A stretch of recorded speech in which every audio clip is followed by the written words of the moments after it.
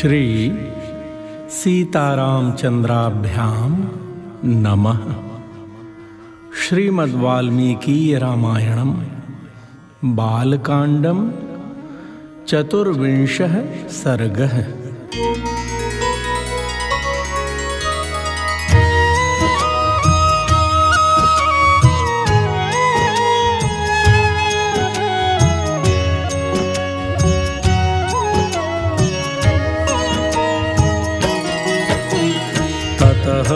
प्रभाते विमले कृताहनि कमरिन्दमौ विश्वामित्रं पुरस्कृत्य नद्यास्तीरमुपागतौ।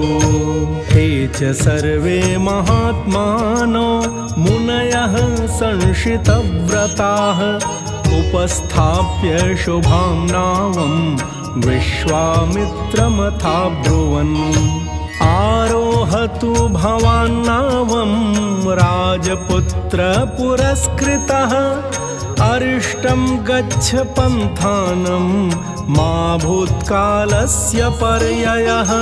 विश्वामित्रस्तथेत्युक्त्वा तान् ऋषीन् प्रतिपूज्य च ततार सहितस्ताभ्यां सरितं सागरं गमाम्। तत्र शुश्राव वै शब्दं तोयसंरम्भवर्धितं मध्यमागम्य तोयस्य तस्य शब्दस्य निश्चयं।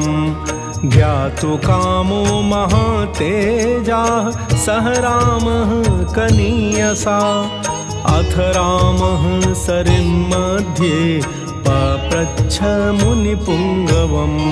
वारिणो भिद्यमानस्य किमयं तुमुलोध्वनिः राघवस्य वचः श्रुत्वा कौतूहलसमन्वितं। कथयामास धर्मात्मा तस्य शब्दस्य निश्चयम्। कैलासपर्वते राम मनसा निर्मितं परम्। ब्रह्मणा नरशार्दूल तेनेदं मानसं सरः तस्मात् शुश्राव सरसः सायोध्यामुपगूहते। सरः प्रवृत्ता सरयूः पुण्या ब्रह्मसरश्च्युता तस्यायमतुलः शब्दो जाह्नवीमभिवर्तते। वारिसंक्षोभजो राम प्रणामं नियतः कुरु। ताभ्यां तु तावुभौ कृत्वा प्रणामम् अतिधार्मिकौ। तीरं दक्षिणमासाद्य जग्मतुर्लघुविक्रमौ सवनं घोरसङ्काशं दृष्ट्वा नरवरात्मजः। अविप्रहतमैक्ष्वाकः पप्रच्छ मुनिपुङ्गवम्। अहो वनमिदं दुर्गं झिल्लिकागणसंयुतं भैरवैः श्वापदैः कीर्णं शकुन्तैर्दारुणारवैः। नानाप्रकारैः शकुनैः वाष्यद्भिर्भैरवस्वनैः। सिंहव्याघ्रवराहैश्च वारणैश्चापि शोभितम् धवाश्वकर्णककुभैः बिल्वतिन्दुकपाटलैः। सङ्कीर्णं बदरीभिश्च किन्विदं दारुणं वनम्। तमुवाच महातेजा विश्वामित्रो महामुनिः। श्रूयतां वत्स काकुत्स्थ यस्यैतद्दारुणं वनम्। एतौ जनपदौ स्फीतौ पूर्वमास्तां नरोत्तम। मलदाश्च करुषाश्च देवनिर्माणनिर्मितौ। पुरावृत्रवधे राम मलेन समभिप्लुतम्। क्षुधा चैव सहस्राक्षं ब्रह्महत्या समाविशत्।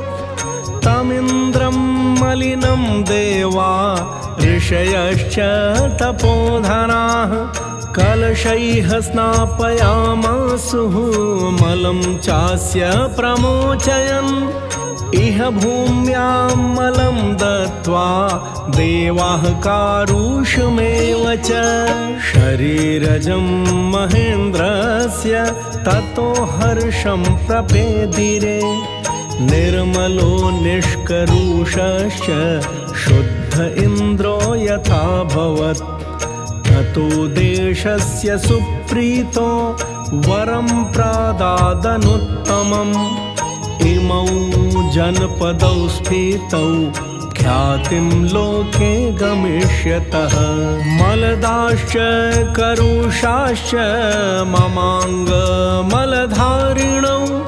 साधु साध्विति तं देवाः पाकशासनमब्रुवन् देशस्य पूजां तां दृष्ट्वा कृतां शक्रेण धीमता एतौ जनपदौ स्थितौ दीर्घकालमरिन्दमा मलदाश्च करुषाश्च मुदिता धनधान्यतः कस्यचित्त्वथ कालस्य यक्षिणी कामरूपिणी बलं नागसहस्रस्य धारयन्ति तदा ह्यभूत् ताटकानां भद्रं ते भार्यासुन्दस्य धीमतः मारीचो राक्षसः पुत्रो यस्याः शक्रपराक्रमः